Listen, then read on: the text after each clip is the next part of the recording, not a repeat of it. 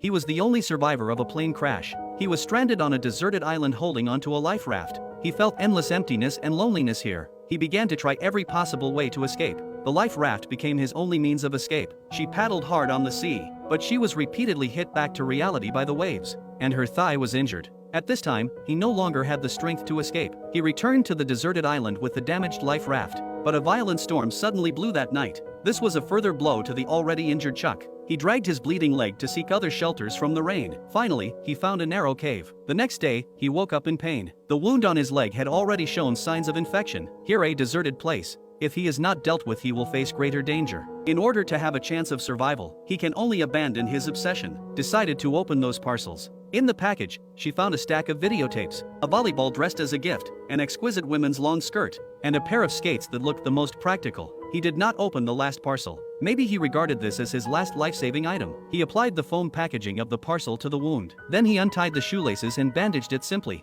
The ice skates on the shoes became his most handy tools, and the black gauze on the long skirt was used by her to make a simple fishing net. With the help of fishing tools, he finally had his first bite of nutritious protein.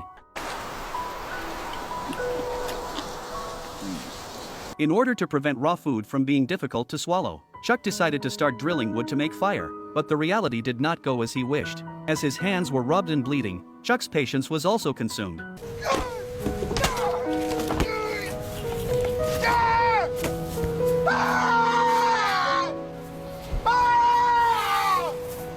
Life on the deserted island had already tortured him to the brink of collapse. He was even more desperate at this time. Chuck squatted on the shore and cleaned the wound with seawater. The excruciating pain forced him to face reality again. Now survival is a problem he cannot escape. He can only pick up the stick and continue to complete his life tasks. The volleyball he just discarded was lying at his feet. He suddenly had an idea to draw a pair of eyes on it with his saliva. Maybe he was lonely for too long. He decided to treat the volleyball as his friend, and named the volleyball Wilson. With Wilson's supervision, Zach seemed to be full of strength. As he rubbed, the force was getting faster and faster. He finally created a spark.